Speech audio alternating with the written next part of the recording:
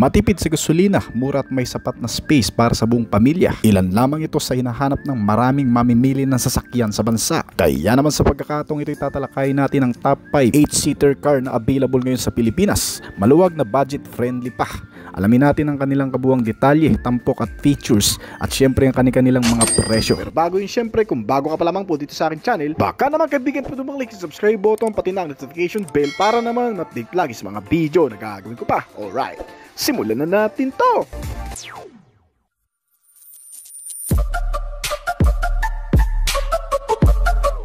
Number 5, ang Toyota Innova. Isa sa practical na MPV mula sa Japanese brand ang Toyota Innova. Kaya kung naghanap ka ng isang maluwag na sasakyan na tamang-tama para sa pamilya, isa ito sa may re-recommend ko sa iyo. Dito sa Pilipinas, ang Innova ay pinapagana ng 2.8 liter diesel engine na may 4-cylinder dual overhead cam at gumagawa ng 171 horsepower at 360 Nm ng torque. Gumagamit ito ng automatic transmission at manual, depende sa variant na pipiliin mo. Kung sa tibay at reliability naman ang pag-uusapan, walang duda na kilala ang makina ng Toyota sa tibay, madalang masira at mas mababa ang maintenance cost. Pagdating naman sa fuel economy, depende sa driving condition, pero isa ito sa pinakamatipid na klase ng sasakyan ng Toyota. Sa city driving records, nasa 8 to 11 km per liter ang nakukonsumo nito, habang sa motorway umaabot ng 14 to 20 km per liter. Hindi rin magpapahuli ang modelong ito pagdating sa mga safety and security features, dahil ang Innova ay nilagyan ng ABS o anti-lock braking system plus electronic brake force distribution. Sinamahan rin ito ng driver and passenger airbag sa loob at stability control, kasama ang hill start assist, child safety locks, side impact beams at may rear camera para sa mas ligtas na pagpapark. Kaya naman sa Asian NCAP crash test, nakakuha ang Innova ng 5-star rating noong 2020 dahil sa update safety assist features dito. Pagdating sa interior, maluwag at family friendly ang modelong ito. May 3 row seating configuration na kayang sakyan mula sa 7 hanggang sa 8 pasahero. Marami rin itong rear AC vents, cup holders, tray tables sa likod ng front seat na may kasama ring multimedia, mga connectivity features. Ang touchscreen infotainment system nito ay nilagyan ng Apple CarPlay at Android Auto compatibility. Kung pag-uusapan naman ang maintenance at value nito, madaling i-maintain ang sasakyan dahil maraming aftermarket parts at mataas din ang resale value. At ayon na rin sa ilang mga nakagamit, malakas ang hatak ng Toyota Innova kahit puno ang sakay at sa mga paahon na kalsada. Matitibay rin ang mga suspensions nito na tumatagal talaga. At ayon na rin sa Toyota Motor Philippines, ay may estimated top speed na rin itong nagawa na umabot sa 170 km per hour. Ilan sa mga upgraded features din ito ay ang front grille, new design ng headlamps, taillights, fog lamps at kasama na ang mga dagdag na convenient features nito sa loob, nagbibigay ng mas komportableng pagsakay. At ilan sa mga dahilan kung dapat mo itong bilhin, una ay matibay at subok ang kalidad ng Innova. Isa sa mga pinakasubok na MPV sa Pilipinas at siguradong maaasahan ito sa pangmatagalang paggamit. Pangalawa ay may maluwag na cabin, kayang magdala ng Toyota Innova ng 7 hanggang sa 8 pasahero. Tamang-tama ito para sa pamilya o kahit sa negosyo. May sapat ding legroom at headroom para sa lahat ng nakasakay dito. Pangatlo sa dahilan nito ay marami sa mga modelo ng Innova ay mayroong diesel engine na hindi lang matipid sa krudo kundi malakas na rin ang performance. Magandang pagpilian ito para sa mga long drives o pang araw-araw na biyahe. At panguli sa dahilan kung bakit dapat mong bilhin itong Toyota Innova, ang Toyota Innova kasi ay may mataas na resale value kumpara sa ibang MPV sa merkado. Kapag nais mo na itong ibenta sa hinaharap, makakuha ka pa rin ng magandang presyo mula dito. Well, magkano nga ba ang kasalukuyang presyo nito? May 6 na klaseng variant ang Toyota Innova sa Pilipinas. Nagkakahalaga ang presyo nito mula sa pinakamababang variant nito, mula 1,267,000 hanggang sa pinakamataas na variant nito na 1,829,000 pesos sa Pilipinas ngayon. Pang-apat sa mga affordable na 8-seater car sa bansa ay ang MG G50 Plus. Ang modelong ito ay unang inilunsad bilang isang rebadge na model ng Maxus G50 na pinalitan lang ang pangalan at nagkaroon ng panibagong brand na MG G50 Plus. Ay isang mid-size MPV na available sa 3 klase ng variant dito sa Pilipinas. Ang standard na variant nito na naka-manual transmission na nagkakahalaga ng 1,048,888 pesos. At ang pangalawa sa mga variant nito ay ang COM DCT na nagkakahalaga naman ng 1,188,888 pesos. At ang pinaka top end variant nito ay ang Lux DCT na nagkakahalaga naman ng 1,288,000 pesos. Ang MG G50 Plus ay pinapagana ng isang 1.5 liter turbocharged gasoline engine na nagbibigay ng humigit kumulang sa 188 horsepower at 280 to 285 Nm ng torque. Gumagamit ito ng alinman sa 6-speed manual transmission at 7 dual clutch transmission na klase. Depende sa variant. Ang standard variant at ang COM variant nito ay naka 8-seater layout na may 3-row seating configuration na ideal para sa malalaking grupo o yung may malalaking miyembro ng pamilya. Samantalang ang top-end variant ito na luxury ay may 7-seater setup na may captain chairs sa second row seats at naka full leather style ang interior na nakakadagdag ng comfort at luxury presence nito. Pagdating sa ilang mga technology at makabagong features, ang 7 to 8-seater na sasakyan na ito ay naglalaman ng 12.3-inch touchscreen infotainment system na may mga wireless connectivity features na Apple CarPlay at Android Auto, na may kasama ring 6 na speaker para sa iyong road trips jams, at may kasama itong automatic climate control, cruise control system, may push start button at electronic parking brake na may kasama pang auto brake hold at roof rails na rin na ginawang mas convenient ang modelong ito sa nakararami. Well, bukod sa mga features na yan, nilagyan rin ito ng mga advanced safety and security features. Gaya na lamang ng pagkakaroon nito ng anti-lock braking system at electronic brake force distribution na dagdag safety features sa braking system nito. Meron din itong vehicle stability control, hill hold assist na para sa mga paahon na kalsada, at nilagyan rin ng reverse camera, parking sensor para sa ligtas at maayos na pagpapark, na may kasama pang ISO fix at tire pressure monitoring, mga airbag sa loob na may kasamang electronic braking system at push start button ignition. Lahat para sa kaligtasan ng mga pasahero at mga batang nakasakay dito. Well, kung pag-uusapan naman natin ang disenyo nitong MG G50 Plus, hindi lang basta MPV. Ito'y isang head turner sa kalsada. Malinis ang forma nito, modernong detalye at may presence na parang SUV. Well, bagamat 1.5 liter engine lang ang capacity nito, sinama naman ito ng turbocharged system sa makina. Kaya kaya pa rin mag-produce ng malakas na maximum output at maximum Newton meter ng torque. Ang 6-speed na manual transmission nito at 7 automatic transmission ay nagbibigay ng maganda at balancing performance sa loob ng kalsada, kaya nakakagawa ng malakas na arangkada na humigit kumulang sa 165 km/h. May fuel consumption rate ito na umaabot ng 14 to 15 km per liter at may fuel tank capacity na 60 liters. Kaya naman kung naghanap ka ng MPV na maluwag para sa pamilya, matipid sa long ride at may dating, isa sa mga maire-recommend ko sa iyo ang modelong ito na MG G50 Plus 2025 model na nagkakahalaga sa estimated price mula 1,048,000 pesos hanggang 1,288,000 pesos sa bansa ngayon. Ang pangatlo sa listahan natin ay ang Suzuki APV. Isa sa mga practical at sobrang affordable na sasakyan ng Japanese brand sa Pilipinas ngayon ay itong Suzuki APV. Ang APV pagdating sa exterior ay may simple ngunit matibay na disenyo. Makanto ang hugis ng buong body na may kasamang makakapal na bumper at may mga flared fenders pang kasama na nagbibigay ng professional at robust na itsura dito. Bagamat hindi ito kasing modern ng ibang MPVs sa Pilipinas ngayon, ay nagpapakita naman ito ng kahandaan sa lahat ng bagay o paggagamitan. Di lang family car service, ay pwede rin sa mga business o cargo. Itong Suzuki APV kasi pagdating sa loob ay may maluwag na cabin na kayang magsakay ng hanggang sa 8 katao kasama na ang driver. Ang upuan nito ay komportable at may sapat na space para sa mga bagahe.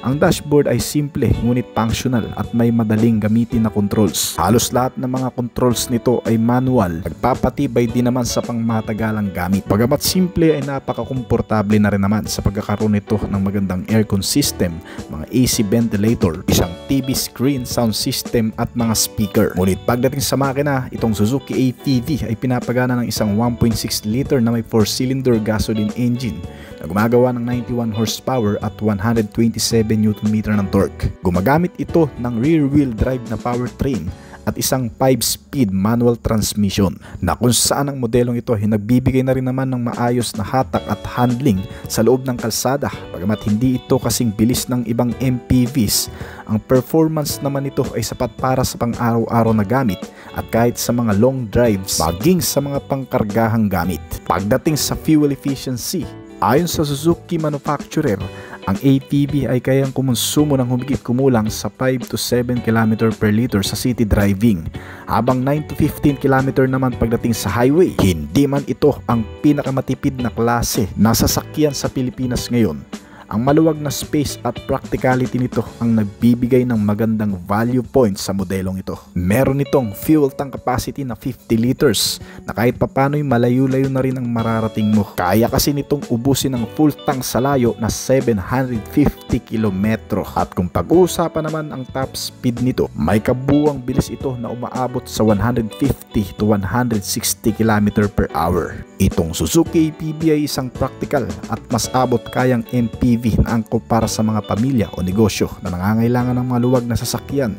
Bagamat may mga kakulangan sa modernong features ang modelong ito, ang pagiging matibay, maluwag at mas affordable na presyo ang nagbibigay ng magandang value fact para piliin pa rin ito ng mga mamimili ng sasakyan na naghahanap ng mas angkop para sa kanilang pang-araw-araw na pamumuhay. Dito sa Pilipinas, itong Suzuki ATV ay may suggested retail price mula 743,000 pesos para sa GA variant o pinakamababang uri nito, at sa pinaka top end variant na nagkakahalaga naman sa estimated price na 955,000 pesos. Ang pangalawa sa mga affordable at practical na 8-seater cars sa Pilipinas ngayon ay itong Maxus G50 Plus. Isa sa mga inaalok na 8-seater na sasakyan sa bansa na may abot kayang presyo ay itong Maxus G50 Plus.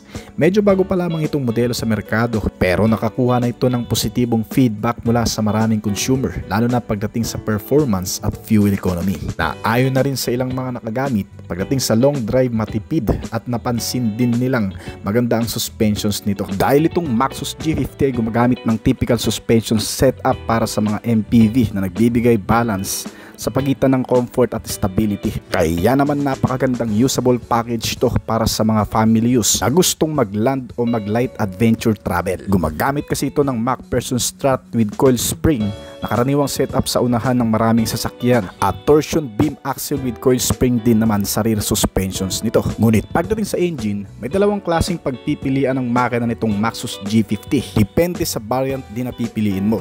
Meron itong 1.3 liter engine na may turbo na rin, na may maximum power output na 161 horsepower at 230 Nm ng torque. At ang isang klase ng makina nito ay 1.5 liter inline 4 turbo at may mas malakas na power output na 167 at 250 Nm ng torque, na ipinares sa dalawang klase rin na transmission.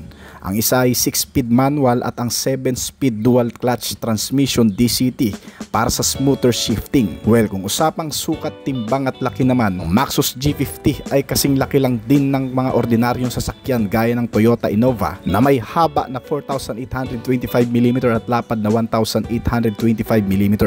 Ang taas nito ay nasa 1,800mm, nagbibigay dito ng mas malawak na interior cabin na may kakayahang magsakay ng 8 katao sa loob, na may dagdag pang extra space para sa mga bagahe at gamit. Pagdating naman sa multimedia connectivity features, ay meron din itong 12.3-inch floating touchscreen display na Android base na may kasamang Apple CarPlay at Android Auto connectivity features. Meron din itong mga safety features na ABS, electronic brake force distribution at brake assist na pangkaragdagang suporta sa mga pagpipreno. Nilagyan rin ito ng electronic stability control, may hill start assist, ISO fixed rear front parking sensor na may kasama pang 360-degree camera na nagsisilbing bird's eye monitoring system nito. Bagamat mula sa 1.3 hanggang sa 1.5 liter lamang ang makina nito, ay may mas magaang namang itong timbang na nagdudulot sa mas malakas na hatak na power output na 167 horsepower. Kaya naman ang resulta ay mas mabilis na arangkada mula sa 195 to 211 km per hour, depende sa driver moods at bigat ng karga nito. Pagdating sa fuel efficiency, sa city driving, ang MG50 Plus ay kayang kumonsumo ng 7 hanggang sa 10 km per liter. Samantalang sa highway driving, ito ay kumukonsumo namang ng 12 to 16 km per liter. May fuel tank capacity ito na 50 liters na maaaring umabot sa layo na 800 km bago maubos. Itong Maxus G50 ay isa sa pinakamurang 8-seater MPV na available ngayon sa Pilipinas, na may modernong features,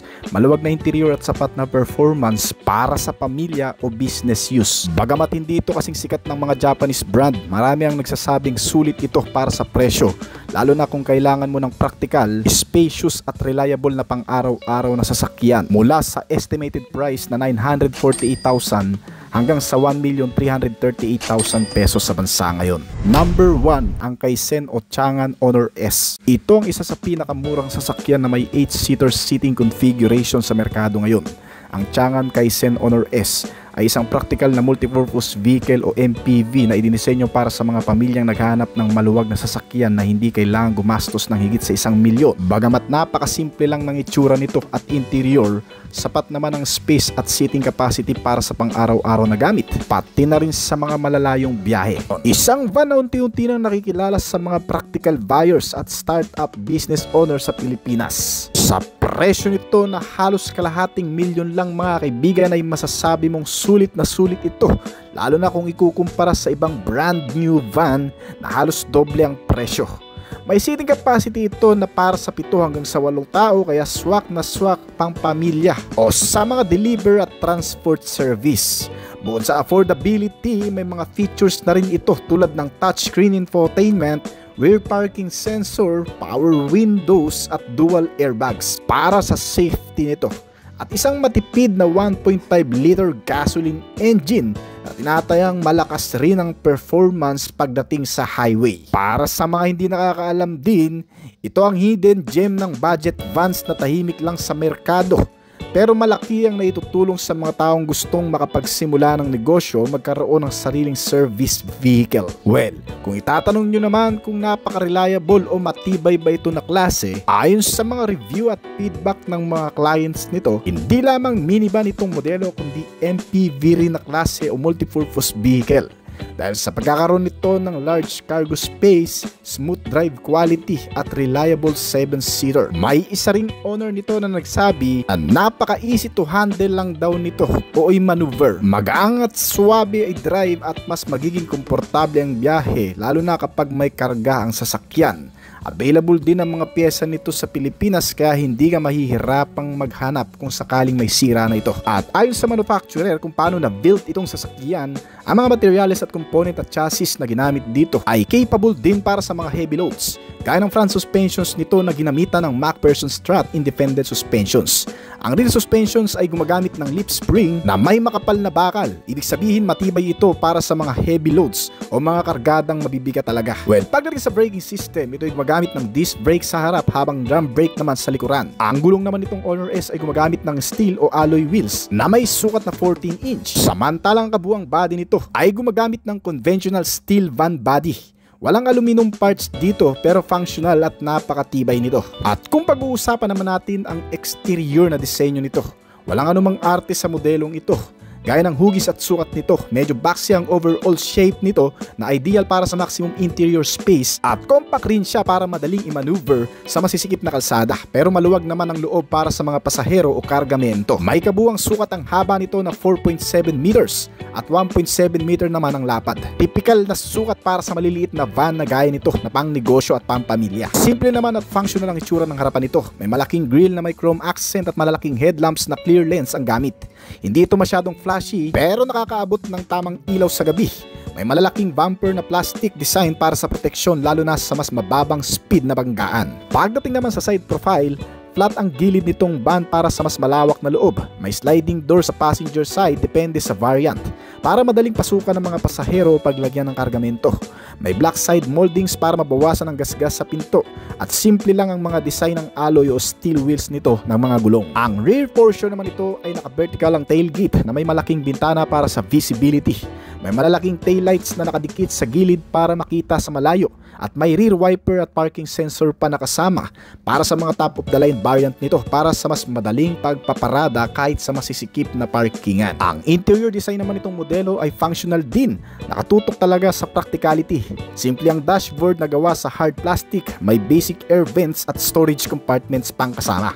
May 7 hanggang sa 8 seater configuration. Depende sa variant.